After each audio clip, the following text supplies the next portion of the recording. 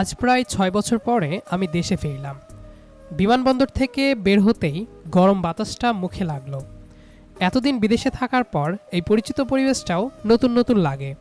একটা ট্যাক্সি নিয়ে সরাসরি বাসার উদ্দেশ্যে রওনা দিলাম।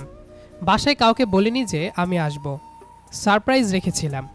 বাসায় পৌঁছাতেই আম্মু দরজা খুলে দিলেন। আমাকে দেখেই জড়িয়ে কান্না করতে লাগলেন। তারপর একে একে আব্বু, ছোট ভাই সবাইকে জড়িয়ে ধরলাম। দীর্ঘ সময় পর নিজের ঘরে ফিরে অদ্ভুত একটা শান্তি লাগতে লাগলো। বিকেলের দিকে ফোনটা হাতে নিই, অনেকগুলো মিস কল আর মেসেজ। তার মধ্যে সবচেয়ে বেশি মেসেজ আমার স্কুল জীবনের বন্ধু আরিফের। আমি কল দিতেই ওপাশ থেকে চিৎকার করে ওঠে, দেশে এলি অথচ আমাকে জানালিও না, এতটাই পর হয়ে গেলাম। আরে এই তো কয়েক ঘন্টা আগে আসলাম। আর তুই জানলি কিভাবে? আমি তো কাউকে বলিনি যে আসবো, সারপ্রাইজ রেখেছিলাম। এসব কথা লুকানো থাকে না। আমার ছোট ভাই একটা নাকি তোকে দেখছে এয়ারপোর্টে। সে যাই হোক, ভালোই ভালোই সন্ধ্যায় বাসায় চলে আসিস। কোনো অজুহাত শুনবো না। আম্মুও বলতেছে তোকে দেখার জন্য। আচ্ছা আসবো। ফোন রেখে গোসল করে একটু বিশ্রাম নিলাম। সন্ধ্যার পর হাঁটতে হাঁটতেই আরিফদের বাসার দিকে রওনা দিলাম। সাথে কিছু চকলেট আর আরিফের জন্য একটা ঘড়ি নিলাম। এই রাস্তায় একসময় প্রতিদিন আসা যাওয়া করতাম। মোড়ের চায়ের দোকানটা এখনও আছে, মাঠটাও একই রকম, শুধু আশেপাশের কয়েকটা নতুন বিল্ডিং উঠেছে। আরিফদের বাসার সামনে দাঁড়িয়ে কলিং বেল চাপ দিলাম। কিছুক্ষণ পর দরজা খুলে যায়। দরজার ওপাশে দাঁড়িয়ে থাকা মেয়েটার দিকে তাকিয়ে কয়েক সেকেন্ড চুপ করে থাকলাম। মেয়েটাও আমার দিকে তাকিয়ে থাকে। তারপর ওই বলে, রিহান ভাই আপনি? আমি মুস্কি হাসলাম। দিয়া, আরিফের ছোট বোন। শেষবার যখন দেখেছিলাম তখন ও এসএসসি পরীক্ষা দিচ্ছিল। এরপর আমি পড়াশোনার জন্য বিদেশে চলে যাই। তারপর আর দেখা বা কথা হয় না। ৬ বছরে মানুষ কতটা বদলে যেতে পারে সামনে না দাঁড়ালে বোঝা যায় না। আমি হালকা হেসে বললাম, চিনতে পেরেছ? দিয়া ঠোঁটের কোণে ছোট্ট হাসি এনে বলে, এত বছর পরও চিনতে না পারার মতো কিছু হয়নি। আমি কিছু বলার আগেই ভেতর থেকে আরিফের গলা ভেসে আসে, দিয়া, কে এসেছে? তোমার বন্ধু। কথাটা বলেই দিয়া সরে দাঁড়ায়। দিয়া সরে দাঁড়াতেই আমি ভেতরে ঢুকে পড়লাম। ঠিক তখনই আরিফ দৌড়ে এসে আমাকে শক্ত করে জড়িয়ে ধরল। দোস্ত, 6 বছর পর তোকে সামনে দেখছি, বিশ্বাসই হচ্ছে না। আমারও একই অবস্থা। আমরা দুজনেই হেসে উঠলাম। হাতে থাকা ব্যাগ থেকে ঘড়িটার বক্স বের করে আরিফের হাতে দিলাম। এটা আবার কি? খুলে দেখ। বক্স খুলতেই ওর চোখ বড় হয়ে গেল। আরে, এসব আনতে গেলি কেন? বিদেশ থেকে বন্ধুর জন্য একটা ছোট্ট উপহার আনতেই পারি। ও হেসে আবার আমাকে জড়িয়ে ধরল। আমি চকলেটগুলো দিয়াকে দিলাম। আর এইগুলো তোমার জন্য। থ্যাঙ্কস। এরই মধ্যে আরিফের আম্মু এসে বললেন, এতদিন পর মনে পড়লো আমাদের। আমি উঠে সালাম করলাম। এমন বলবেন না আন্টি, পড়াশোনা আর কাজ নিয়েই ব্যস্ত ছিলাম। থাক, সালাম করতে হবে না। আগে বসো, আমি নাস্তা নিয়ে আসি। কিছুক্ষণের মধ্যেই টেবিলে চা, সিঙ্গারা, সমুচা আর বিভিন্ন নাস্তা চলে এলো। আমরা গল্প করতে করতে খেতে শুরু করলাম। গল্পের ফাঁকে কয়েকবার আমার চোখ অজান্তেই রান্নাঘরের দিকে চলে যায়। দিয়া কখনো চায়ের কাপ নিয়ে আসে, কখনো খালি প্লেট নিয়ে চলে যায়। ৬ বছরের মেয়েটা অনেক বদলে গেছে। আগে সে চঞ্চল ছোট্ট মেয়েটার জায়গায় এখন অনেক শান্ত, পরিণত একজন মানুষকে দেখছি। আমি কয়েক সেকেন্ড তাকিয়ে থাকি। দিয়া চোখ তুলে তাকাতেই আমি দ্রুত দৃষ্টি সরিয়ে নিই, যেন কিছুই হয়নি। নিজের অজান্তেই বারবার এমন হচ্ছে। কেন হচ্ছে সেটার উত্তর তখনও নিজের কাছেই নেই। আরিফ গল্প করে যাচ্ছে, স্কুলের বন্ধুদের খবর, এলাকার পরিবর্তন, আমার বিদেশের জীবন, সব নিয়েই ওর প্রশ্নের শেষ নেই। আমি উত্তর দিচ্ছি, হাসছি, গল্প করছি, তবুও মাঝে মধ্যে চোখটা অন্যদিকে চলে যাচ্ছে। দিয়া আমাদের কথার মধ্যে একবারও অযথা বসে থাকলো না। যখন যেটা প্রয়োজন সেটা করে আবার নিজের কাজে চলে গেল। এই স্বাভাবিক আচরণটাই কেন যেন আমার ভালো লাগলো। ঘড়ির দিকে তাকিয়ে দেখি রাত প্রায় 8:30। আমি উঠে দাঁড়ালাম। আচ্ছা, এবার যাই। যাই মানে? খাওয়া দাওয়া করে যাবে? না আন্টি, আরেকদিন এসে খাবো। বাসায় সবাই অপেক্ষা করছে, আবার আসবো। বলেই আমি বেরিয়ে এলাম। দরজা পর্যন্ত আরিফ এগিয়ে দিল। বের হওয়ার সময় একবার পেছনে তাকাতেই দেখি দিয়া দরজার পাশে দাঁড়িয়ে আছে। চোখাচোখি হতেই ও হালকা করে হাসল। আমিও ছোট্ট করে মাথা নেড়ে বাইরে চলে এলাম। বাড়ি ফিরে পরিবারের সঙ্গে রাতের খাবার খেলাম। অনেকদিন পর সবাই একসঙ্গে বসে খেতে খেতে নানা গল্প হলো। খাওয়া শেষ করে নিজের ঘরে এসে বিছানায় শুয়ে পড়লাম। সারাদিনের ক্লান্তিতে চোখ বন্ধ হয়ে আসে। কখন ঘুমিয়ে পড়ি নিজেও বুঝতে পারি না। সকালে ঘুম ভাঙতেই জানালা দিয়ে রোদের আলো ঘরে ঢুকছে। ফ্রেশ হয়ে নাস্তা করলাম। তারপর অনেকদিন পর নিজের এলাকাটা হেঁটে ঘুরে দেখতে লাগলাম। পুরনো মাঠ, স্কুল, বাজার সবই আছে, শুধু সময় বদলে গেছে। পরিচিত কয়েকজনের সঙ্গে দেখা হয়। কুশল বিনিময় করতে করতেই দুপুর গড়িয়ে যায়। বিকেলের দিকে আরিফ ফোন দেয়। দোস্ত, বাসায় আছিস? হ্যাঁ। বাইক নিয়ে বের হ, একটু ঘুরে আসি। ঠিক আছে, 10 মিনিটের মধ্যে বের হচ্ছি। হেলমেট পরে বাইক নিয়ে বেরিয়ে পড়লাম। আরিফ মোড়ে দাঁড়িয়েছিল। ও উঠে বসতেই আমরা শহরের দিকে রওনা দিই। কিছু দূর যাওয়ার পর একটা ক্যাফের সামনে আরিফ আমাকে বাইক থামাতে বলে। আমি অবাক হয়ে তাকালাম। আরিফ ক্যাফের ভেতরের দিকে যেতে লাগলো। ক্যাফের কাচের দরজা ঠেলে আমরা ভেতরে ঢুকলাম। ভেতরে ঢুকেই দেখি জানালার পাশের টেবিলে একটা মেয়ে বসে আছে। আমাদের দিকে তাকিয়ে সে মুচকি হাসল। আরিফ আমার দিকে তাকিয়ে বলল, চল পরিচয় করিয়ে দিই। আমরা টেবিলের কাছে যেতেই মেয়েটা উঠে দাঁড়ালো। এ হলো অহনা। তারপর আমার দিকে তাকিয়ে বলল, আর এ হচ্ছে আমার স্কুল জীবনের সবচেয়ে কাছের বন্ধু রিহান, যার কথা তোকে অনেকবার বলেছি। আমি হেসে হাত বাড়িয়ে দিলাম। আসসালামু আলাইকুম ভাবি। আমার মুখে ভাবি ডাকটা শুনে অহনা একটু লজ্জা পেয়ে হেসে ফেলল। ওয়ালাইকুম আসসালাম। আরিফ হেসে মাথা নাড়ল। তোদের দুজনের পরিচয় তো হয়ে গেল। আমরা 3 জন বসে পড়লাম। ওয়েটার এসে অর্ডার নিল। 3 কাপ কফি আর কিছু স্ন্যাক্স অর্ডার দিল আরিফ। গল্প শুরু হতেই সময়ের হিসাবই থাকলো না। অহনা বেশ প্রাণবন্ত মেয়ে, খুব সহজেই সবার সঙ্গে মিশে যেতে পারে। কথা বলতে বলতেই সে জানতে চাইল, রিহান ভাই, এতদিন বিদেশে ছিলেন? হ্যাঁ, পড়াশোনা শেষ করে কিছুদিন ওইখানে কাজ করেছি। তারপর ভাবলাম এবার দেশে ফিরে আসি। আঙ্কেল আন্টি নিশ্চয়ই খুব খুশি হয়েছেন। সবচেয়ে বেশি খুশি হয়েছে আম্মু, আমাকে দেখেই কেঁদে ফেলেছে। অহনা হালকা হেসে বলল, মায়েরা এমনই হয়। এরপর গল্পের বিষয় বদলে গেল। স্কুল জীবনের কত স্মৃতি, কত দুষ্টুমি, কত পুরনো ঘটনা আরিফ একটার পর একটা বলতে লাগলো। মাঝে মধ্যে অহনা হেসে বলছে, আপনাদের দুজনকে দেখে মনে হচ্ছে এখনো স্কুলেই পড়েন। আরিফের স্বভাব একটুও বদলায়নি। আর তুই খুব বদলে গেছিস নাকি? 3 জনই হেসে উঠলাম। প্রায় 1.5 ঘন্টা গল্প করার পর বাইরে তাকিয়ে দেখি সন্ধ্যা নেমে এসেছে। অহনা ঘড়ির দিকে তাকিয়ে বলল, আমার এবার যাওয়া উচিত। বাসায় দেরি হলে আম্মু চিন্তা করবে। আরিফ উঠে দাঁড়ালো। আমি তোমাকে পৌঁছে দিচ্ছি। তারপর আমার দিকে তাকিয়ে বলল, দোস্ত, তুই বাইকটা নিয়ে বাসায় চলে যা, আমি পরে রিক্সা বা সিএনজি করে চলে আসব। আমি চাবিটা হাতে নিয়ে বললাম, ঠিক আছে, তোরা সাবধানে যাস। অহনা বিদায় নেওয়ার সময় হাসি মুখে বলল, আচ্ছা রিহান ভাইয়া, আবার দেখা হবে। ইনশাল্লাহ ভাবি, ভালো থাকবেন। ওদের দুজনকে ক্যাফে থেকে বের হতে দেখে আমি কয়েক সেকেন্ড দাঁড়িয়ে থাকলাম। তারপর বাইকে উঠে ধীরে ধীরে বাসার দিকে রওনা দিলাম।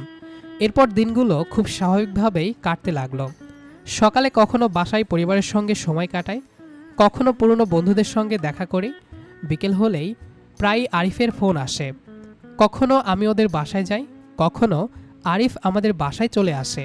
আগের মতোই আড্ডা, চা, হাসি ঠাট্টা চলতে থাকে। আন্টি আমাকে দেখলেই খেতে বসিয়ে দেন। আঙ্কেল দেশের নানান বিষয় নিয়ে গল্প করেন। এভাবেই প্রায় ৩ সপ্তাহ কেটে যায়। বিদেশ থেকে ফেরার পর প্রথম কয়েকদিন শুধু বিশ্রাম আর সবার সঙ্গে দেখা সাক্ষাৎ করি, কিন্তু এক জায়গায় বসে থাকতে আমার ভালো লাগে না। তাই ভাবতে শুরু করি দেশে কি করা যায়। বিদেশে থাকাকালীন কিছু টাকা জমিয়েছি, চাকরি আবার করতেই পারি, কিন্তু নিজের একটা কাজ করার ইচ্ছাটা অনেক দিনের। একদিন রাতে খাবার খাওয়ার সময় আব্বুকে বলি, আব্বু, একটা ব্যবসা শুরু করার কথা ভাবছি। আব্বু পানির গ্লাসটা নামিয়ে আমার দিকে তাকান। কিসের ব্যবসা? এখনও ঠিক করিনি, তবে অনলাইনের সঙ্গে অফলাইন মিলিয়ে সব কিছু করতে চাই। বাজারটা আগে বুঝে নিতে চাই। আব্বু মাথা নেড়ে বললেন, যা করবি ভেবেচিন্তে করবি, তোর সিদ্ধান্তে আমার কোনো আপত্তি নেই। পরের দিন থেকেই বিভিন্ন জায়গায় ঘুরে তথ্য সংগ্রহ করতে শুরু করি। পরিচিত কয়েকজন ব্যবসায়ীদের সঙ্গেও কথা বলি। আরিফও প্রায় প্রতিদিন আমার সঙ্গে বের হয়। একদিন ওদের বাসায় বসে ব্যবসার পরিকল্পনা নিয়ে কথা বলছি। টেবিলের উপর ল্যাপটপ খোলা, কয়েকটা হিসাব লিখছি। ঠিক তখনই দিয়া এক কাপ চা রেখে চলে যেতে নাই। হঠাৎ ওর চোখ ল্যাপটপের স্ক্রিনে পড়ে। আপনি কি অনলাইন শপ খুলবেন? আমি একটু অবাক হয়ে তাকাই। এই প্রথম দিয়া নিজে থেকে আমার কোনো বিষয়ে আগ্রহ দেখালো। হ্যাঁ, এমনটাই ভাবছি। কেন? দিয়া একটু ইতস্তত করে বলল, কিছু মনে না করলে একটা কথা বলি। বলো। এখন মানুষ শুধু ভালো প্রোডাক্ট দেখেই কিনে না, পেজের ডিজাইন, ছবি, ভিডিও সব কিছুই দেখে। তুমি এসব ব্যাপারে জানো? দিয়া হালকা হেসে বলল, বিশ্ববিদ্যালয়ের পাশাপাশি একটা অনলাইন কোর্স করেছিলাম, আর কয়েকটা ছোট বিজনেস পেজের ডিজাইনও করে দিয়েছি। আমি সত্যি অবাক হলাম। এতদিনে প্রথম বুঝলাম মেয়েটা শুধু শান্তই নয়, বেশ দক্ষও। আরিফ তখন হেসে বলল, দোস্ত, তুই তো জানতেই না, আমাদের বাসার ডিজাইনার কিন্তু এই মেয়ে। দিয়া লজ্জা পেয়ে বলল, ভাইয়া বাড়িয়ে বলবেন না। আমি হেসে বললাম, তাহলে একদিন সময় করে আমার প্ল্যানটাও দেখে দিও। অবশ্যই। সেদিনের কথোপকথন খুব বেশি সময়ের ছিল না, কিন্তু সেখান থেকে যেন একটা নতুন দরজা খুলে যায়। এরপর মাঝে মাঝেই কোনো না কোনো অজুহাতে ওদের বাসায় যাই। কখনো নতুন লোগোর ডিজাইন দেখাই, কখনো পণ্যের নাম নিয়ে মতামত চাই, কখনো আবার একটা পোস্টার বানিয়ে বলি, এটা কেমন হয়েছে? দিয়া মন দিয়ে দেখে, ভুল থাকলে সরাসরি বলে দেয়, ভালো লাগলে সেটাও বলে। সবচেয়ে ভালো লাগে ও কখনো অযথা প্রশংসা করে না। যেটা ঠিক সেটা ঠিকই বলে, যেটা ভুল সেটাও লুকায় না। ধীরে ধীরে আমাদের কথার পরিমাণ বাড়তে থাকে। আগে যেখানে কেমন আছেন, চা খাবেন, এর মধ্যেই কথা শেষ হয়ে যেত, এখন ব্যবসা নিয়ে আধা ঘন্টাও আলোচনা হয়ে যায়। তবুও সম্পর্কটা পুরোপুরি স্বাভাবিক, কেউ কোনো সীমা অতিক্রম করে না। আরিফও বিষয়টাকে একদম স্বাভাবিকভাবেই নেয়, কারণ ওর কাছে আমরা শুধু ব্যবসা নিয়ে কথা বলছি। কিন্তু অদ্ভুত ব্যাপার হলো, আমি এখন ওদের বাসায় গেলে প্রথমে অজান্তেই দিয়াকে খুঁজি, আবার দিয়া ড্রয়িং রুমে ঢুকলে আমার চোখও সেদিকে চলে যায়। আমরা দুজনেই সেটা বুঝি, কিন্তু কেউ কিছু বলি না। কথা আগের মতোই স্বাভাবিক থাকে। মাঝে মধ্যে চোখাচোখি হয়ে গেলে দুজনেই হালকা হাসি দিই, তারপর আবার যে যার কাজে ব্যস্ত হয়ে পড়ি। কবে যে এই স্বাভাবিক কথাবার্তার ভেতর অদৃশ্য একটা টান তৈরি হতে শুরু করে, সেটা আমাদের কেউই বুঝতে পারি না। শুধু এটুকু বুঝি, একদিন দেখা না হলে অকারণেই দিনটা কেমন যেন অসম্পূর্ণ লাগে। এভাবেই দেখতে দেখতে প্রায় ৮ মাস কেটে যায়। এই ৮ মাসে জীবনের অনেক কিছু বদলে যায়। আমার অনলাইন ব্যবসাটা শুরুতে ছোট পরিসরে শুরু হলেও ধীরে ধীরে পরিচিতি পেতে শুরু করে। প্রথম দিকে দিনে ৫-৬টা অর্ডার আসতো, এরপর সেটা ১০-২০, তারপর ৪০-৫০-এ গিয়ে দাঁড়ায়। কাজের চাপও আগের চেয়ে অনেক বেড়ে যায়। বাসার নিচতলার একটা খালি রুম ছোট অফিস বানিয়ে ফেলি। ২ জন কর্মচারীও রাখি। সকালে অফিস খুলি, রাতে বন্ধ করি। ব্যস্ততা বাড়লেও একটা অভ্যাস বদলায় না। নতুন কোনো ডিজাইন হলে আমি প্রথমে দিয়াকেই দেখাই। নতুন কোনো বিজ্ঞাপনের পোস্ট লিখলে ওর মতামত নেই। কোনো প্রোডাক্টের ছবি ঠিক না লাগলে ও নির্দ্বিধায় বলে দেয়। আমি অবাক হয়ে দেখি ওর দেওয়া পরামর্শগুলো কাজে লাগালেই ফল ভালো হয়। একদিন হেসে বললাম, জানো, আমার মনে হয় তোমাকে বেতন দেওয়া উচিত। দিয়া হেসে মাথা নাড়ে। আমি কি আপনার অফিসের স্টাফ নাকি? না, কিন্তু কাজ তো কম করো না। থাক, চা খাওয়ালেই হবে। দুজনেই হেসে উঠি। এরপর থেকে আমাদের কথাবার্তা আগের চেয়ে অনেক বেড়ে যায়, তবে সবই সীমার মধ্যে। কখনো ব্যক্তিগত বিষয়ে খুব বেশি কথা হয় না। বেশিরভাগ সময় ব্যবসা, পড়াশোনা কিংবা সাধারণ বিষয় নিয়ে আলোচনা হয়। একদিন দুপুরে অফিসে বসে হিসাব করছি, হঠাৎ ফোনে মেসেজ আসে। আজ নতুন প্রোডাক্টের পোস্ট দেবেন না? আমি মুচকি হেসে রিপ্লাই দিলাম, আজকে যে ছবি তুলতে অনেক দেরি হয়ে গেছে। ঠিক আছে, কাল সকালে দিলে বেশি রিচ পাবেন। মেসেজটা পড়ে অজান্তেই হাসি চলে আসে। পাশে বসা কর্মচারী অবাক হয়ে আমার দিকে তাকায়। আমি দ্রুত ফোনটা নামিয়ে আবার কাজে মন দিই। এভাবেই দিনগুলো চলতে থাকে। একসময় খেয়াল করি, সারাদিনে দিয়ার সঙ্গে কথা না হলে কেমন জানি অস্বস্তি লাগে।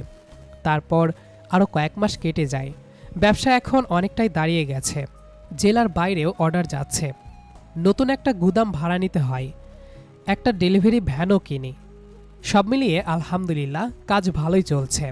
সেদিন রাতে খাওয়ার টেবিলে বসতেই আম্মু হঠাৎ বললেন, বাবা, এখন তো ব্যবসাও ভালো চলছে। আমি ভাত খেতে খেতেই বললাম, আলহামদুলিল্লাহ। আম্মু একটু হেসে বললেন, এইবার তোর বিয়ের কথা ভাবা দরকার। আমি চুপ করে থাকি। আব্বুও এবার বললেন, কয়েকটা ভালো প্রস্তাব এসেছে, চাইলে একদিন দেখে আসতে পারি। আমি সরাসরি না করলাম না, শুধু বললাম, আপনারা যেটা ভালো মনে করেন। এরপর শুরু হয় পাত্রী দেখা, কিন্তু কিছুতেই আমার পছন্দ হয় না। এমন না যে দেখতে খারাপ বা অন্য কিছু, কিন্তু তারপরও কেন জানি মন সায় দিত না। এভাবে আরও দু একটা প্রস্তাব আসে। প্রতিবারই একই উত্তর দিই, ভালো, কিন্তু সেই কিন্তুর কারণটা আমি নিজেও বুঝতে পারি না। একদিন রাতে ঘুম আসছে না। বারান্দায় দাঁড়িয়ে আকাশের দিকে তাকিয়ে আছি। হঠাৎ মনে হতে থাকে, শেষ কবে দেয়ার সঙ্গে কথা হয়েছে। আজ তো ও কোনো মেসেজও দেয়নি। ফোনটা হাতে নিয়ে আবার রেখে দিই। নিজের কাছেই প্রশ্ন করি, আমি কেন ওর কথা ভাবছি? আর ঠিক তখনই বুঝতে পারি, যতবার অন্য কোনো মেয়েকে দেখেছি অজান্তেই দিয়ার সঙ্গে তুলনা করেছি। যতবার ভবিষ্যতের কথা ভেবেছি সেখানে অন্য কারো মুখ ভেসে ওঠেনি, শুধু দিয়ার শান্ত হাসিটাই মনে পড়েছে। আমি দীর্ঘশ্বাস ফেলি। নিজের মনকে আর অস্বীকার করতে পারি না। আমি সত্যিই দিয়াকে ভালোবেসে ফেলেছি। কিন্তু এরপরই আরেকটা চিন্তা মাথায় আসে। দিয়া শুধু একটা মেয়ে নয়, সে আমার সবচেয়ে কাছের বন্ধু, আরিফের ছোট বোন। এই একটা সত্য আমাকে পুরো রাত ঘুমাতে দেয় না। সেদিন রাতের পর থেকে আমি আর আগের মতো থাকতে পারি না। ব্যবসার কাজ করি, সবার সঙ্গে হাসি ঠাট্টা করি, কিন্তু ভেতরে ভেতরে একটা অস্থিরতা সবসময় কাজ করে। অনেকবার নিজেকে বলি, না, এটা বলা যাবে না, যদি বন্ধুত্বটাই নষ্ট হয়ে যায়। আবার মনে হয়, না বলেও তো থাকতে পারছি না। এভাবেই প্রায় 2 সপ্তাহ কেটে যায়।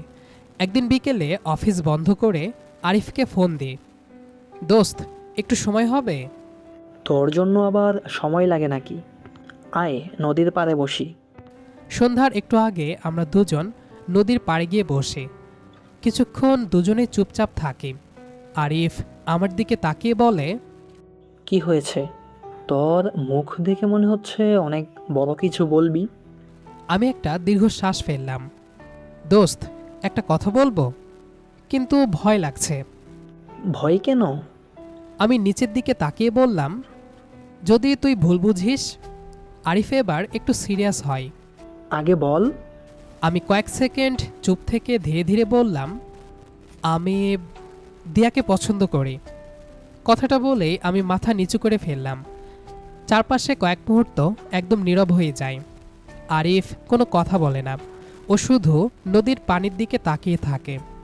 আমার বুকের ভেতরটা কাঁপতে থাকে। কয়েক মিনিট পর ও ধীরে ধীরে বলে, কবে থেকে? আমি সব খুলে বললাম, কিভাবে ব্যবসার কাজ করতে গিয়ে কথাবার্তা বাড়ে, কিভাবে অজান্তেই ওকে ভালোবেসে ফেলি, আর কেন এতদিন কাউকে কিছু বলিনি। সব শুনে আরিফ আবার চুপ হয়ে যায়। তারপর আমার দিকে তাকিয়ে বলে, দোস্ত, তুই আমার সবচেয়ে কাছের মানুষদের একজন, কিন্তু দিয়া আমার ছোট বোন, তাই এই সিদ্ধান্ত আমি 1 মিনিটে নিতে পারবো না। আমাকে একটু সময় দে। আমি মাথা নেড়ে বললাম, যত সময় লাগে নে। সেদিন আমরা আর এই বিষয়ে কোনো কথা বললাম না। পরের কয়েকদিন আরিফ বিষয়টা নিয়ে একটাও কথা বলে না, আমিও জিজ্ঞেস করি না। এর মধ্যে একদিন বিকেলে আরিফ নিজের ঘরে দিয়াকে ডাকে। একটা কথা জিজ্ঞেস করব, বলো। তুই রিহানকে কিভাবে দেখিস? প্রশ্নটা শুনে দিয়া কিছুক্ষণ চুপ করে থাকে, তারপর ধীরে বলে, হঠাৎ এই প্রশ্ন? আগে উত্তর দে। দিয়া নিচের দিকে তাকিয়ে থাকে। অনেকক্ষণ পর আস্তে করে বলে, উনি খুব ভালো মানুষ। শুধু ভালো মানুষ? দিয়ার মুখটা লাল হয়ে যায়। কিছুক্ষণ পর খুব আস্তে মাথা নেড়ে বলে, যদি কখনো বিয়ে করি তাহলে ওনার মতো কাউকেই চাই। এই উত্তরটাই আরিফের জন্য যথেষ্ট ছিল। 2 দিন পর আরিফ আমাকে ফোন করে। আজ সন্ধ্যায় বাসায় আয়। আমি কিছু না জিজ্ঞেস করেই চলে যাই। ও আমাকে ছাদে নিয়ে যায়। কয়েক সেকেন্ড চুপ থেকে হঠাৎ আমার কাঁধে হাত রাখে। একটা কথা মনে রাখিস, আজ থেকে আমার বোনের চোখে যদি কোনোদিন কষ্টের পানি দেখি, তাহলে আগে তোকে জবাব দিতে হবে। আমি কোনো কথা না বলে ওর হাতটা শক্ত করে ধরলাম। নিজের জীবনের থেকেও বেশি আগলে রাখব। আরিফ হালকা হেসে বলে, তাহলে আমার কোনো আপত্তি নেই। কালই আব্বাম্মুর সঙ্গে কথা বলবো। সেদিন বুকের ভেতর সব চাপ যেন এক মুহূর্তে হালকা হয়ে যায়। কয়েকদিনের মধ্যেই 2 পরিবার একসঙ্গে বসে। আমার পরিবার তো আরিফদের সবাইকে বহু বছর ধরে চেনে। আরিফের বাবা আমার সম্পর্কে আগেই জানতেন। ব্যবসা, দায়িত্ববোধ আর পরিবারের সঙ্গে সম্পর্ক সব কিছু নিয়েই খোলামেলা আলোচনা হয়। শেষ পর্যন্ত সবাই একমত হন। দিয়া ও আমার মতামতও আলাদা করে জিজ্ঞেস করা হয়। আমরা দুজনেই লজ্জায় মাথা নিচু করে সম্মতি জানাই। এরপর আনুষ্ঠানিকভাবে আমাদের বিয়ের দিন ঠিক করা হয়। দেখতে দেখতে সেই প্রতীক্ষার দিনটাও চলে আসে। 2 পরিবারের আত্মীয় স্বজন, হাসি আনন্দ আর দোয়ায় মুখর হয়ে ওঠে পুরো বাড়ি। সকাল থেকেই একের পর এক আনুষ্ঠানিকতা চলতে থাকে। বিকেলে আমাদের আকদ সম্পন্ন হয়। সবার সামনে কবুল বলার মুহূর্তে বুকের ভেতরটা কেমন যেন কেঁপে ওঠে। মনে হচ্ছিল এতদিনের সব অপেক্ষা আজ পূর্ণতা পেল। দূর থেকে একবার চোখ তুলে দিয়ার দিকে তাকাতেই দেখি ও আমার দিকেই তাকিয়ে আছে। চোখাচোখি হতেই দুজনেই লজ্জায় চোখ নামিয়ে ফেললাম। ধীরে ধীরে অতিথিদের ভিড় কমতে শুরু করলো। সবাই একে একে বিদায় নিচ্ছে। বন্ধুদের হাসি ঠাট্টা, ছোটদের দৌড়ঝাঁপ, সব মিলিয়ে বাড়িটা এখনও উৎসবের আবহে ভরা। এর মাঝেই আরিফ এসে আমার কাঁধে হাত রাখল। দোস্ত, আমি তাকাতেই ও হালকা হেসে বলল, আজ থেকে কিন্তু আমার বোন পুরোপুরি তোর দায়িত্বে। আমি মুস্কি হেসে বললাম, দায়িত্ব না, আল্লাহর দেওয়া সবচেয়ে সুন্দর আমানত। আরিফ কয়েক সেকেন্ড আমার দিকে তাকিয়ে থেকে আমাকে জড়িয়ে ধরল। সুখে থাকিস, ওকে? ইনশাআল্লাহ। তারপর দিয়াকে নিয়ে বাসায় চলে আসলাম। রাত গভীর হলে সবাই আমাকে ঘরের সামনে নিয়ে এলো। হাসি ঠাট্টার মাঝেই সব কিছু শেষ করে ধীরে ধীরে দরজা খুলে ভেতরে ঢুকলাম। ঘর জুড়ে নরম আলো জ্বলছে। চারদিকে সাদা আর লাল ফুলের সাজ। হালকা গোলাপের সুবাস পুরো ঘরে ছড়িয়ে আছে। খাটের একপাশে মাথা নিচু করে বসে আছে দিয়া।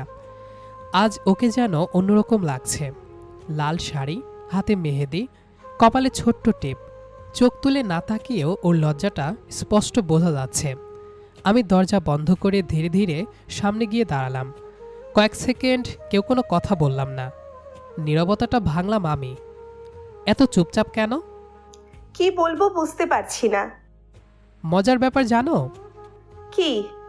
যেদিন 6 বছর পর তোমাদের বাসায় প্রথম এসেছিলাম, দরজা খুলে তোমাকে দেখে কয়েক সেকেন্ড আমি কথাই বলতে পারিনি। দিয়া হালকা হেসে ফেলল। আমি কিন্তু সেদিন বুঝেছিলাম। সত্যি? আপনি বারবার অন্যদিকে তাকানোর অভিনয় করছিলেন, কিন্তু আমি বুঝেছিলাম মাঝে মাঝে আমার দিকেই তাকাচ্ছিলেন। আমি হেসে মাথা নাড়লাম। তাহলে এতদিন কিছু বলনি কেন? দিয়া মৃদু হেসে বলল, সব অনুভূতি কি মুখে বলতে হয়? কথাটা শুনে আমি কিছুক্ষণ চুপ করে রইলাম।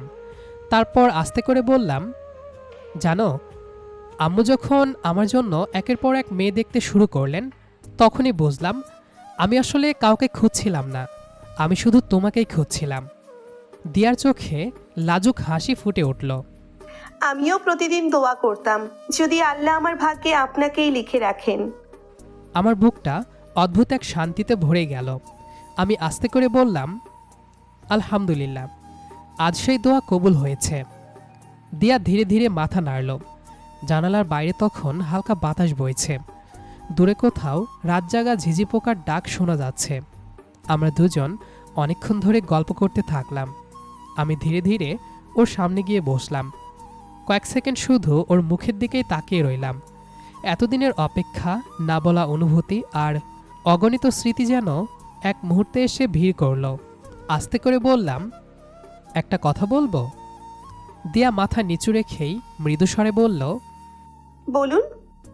আমি আলতো করে ওর মেহেদি রাঙানো হাতটা নিজের হাতে নিলাম। আজ থেকে আর আপনি না, আমি চাই তুমি আমাকে শুধু তুমি বলো। এই ডাকটায় আমার সবচেয়ে আপন লাগবে। দিয়া লাজুক হেসে একবার আমার দিকে তাকিয়েই আবার চোখ নামিয়ে ফেলল।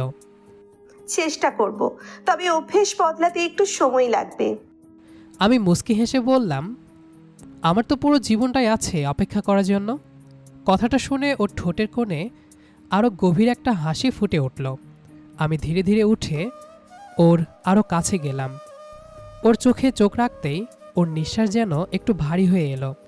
কোনো তাড়াহুড়ো নয়, কোনো অস্বস্তিও নয়, শুধু দুজন মানুষের নিঃশব্দ ভালোবাসা। আমি আলতো করে দুহাত দিয়ে ওকে নিজের কাছে টেনে নিলাম। কয়েক মুহূর্ত দিয়া নিশ্চুপ হয়ে আমার বুকে মাথা রেখে দাঁড়িয়ে রইল। মনে হচ্ছিল এতদিনের সব দূরত্ব আজ এক নিমিষেই মিলিয়ে গেছে। আমি আস্তে করে বললাম, জানো, এই মুহূর্তটার জন্য আমি কতদিন অপেক্ষা করেছি? দিয়া চোখ বন্ধ রেখেই মৃদুস্বরে বলল, আমিও। আমি খুব যত্ন করে ওর কপালের ওপর একটুখানি ভালোবাসার চুমো এঁকে দিলাম। দিয়া লজ্জায় আরও একটু আমার বুকে মুখ লুকিয়ে ফেলল। আমি হেসে বললাম, এত লজ্জা পাচ্ছ কেন? দিয়া আস্তে করে বলল, আজ থেকে তো আপনার না, তোমার সব কথা শুনতে হবে। আমি হেসে উঠলাম। আর তোমার হাসিটা সারা জীবন আগলে রাখা হবে আমার সবচেয়ে বড় দায়িত্ব। দিয়া মাথা তুলে আমার দিকে তাকালো। ওর চোখে তখন অদ্ভুত এক প্রশান্তি। একটা কথা বলি? বলো। আজ মনে হচ্ছে আল্লাহ আমার জন্য সবচেয়ে সুন্দর সিদ্ধান্তটাই রেখেছিলেন। আমি মৃদু হেসে বললাম, আর আমার জীবনের সবচেয়ে বড় পাওয়া তুমি। ঘরের বাইরে তখন রাত আরও গভীর হয়েছে। জানালার পর্দা নরম বাতাসে দুলছে। ফুলের মিষ্টি সুবাসে ভরে আছে চারপাশ। আমরা পাশাপাশি বসে ভবিষ্যতের ছোট ছোট স্বপ্ন নিয়ে গল্প করতে থাকলাম। সেই রাতের সবচেয়ে সুন্দর স্মৃতি হয়ে রইল দুজনের নীরব হাসি, একে অপরের প্রতি অগাধ বিশ্বাস আর নতুন জীবনের প্রথম অধ্যায়ের শান্ত ভালোবাসায় ভরা সূচনা। এই ছিল আমাদের আজকের গল্প। গল্পটি আপনাদের কেমন লেগেছে সেটা অবশ্যই কমেন্ট করতে জানাবেন। ভিডিওটি ভালো লাগলে লাইক, কমেন্ট, শেয়ার এবং সাবস্ক্রাইব করতে ভুলবেন না। ধন্যবাদ সবাইকে।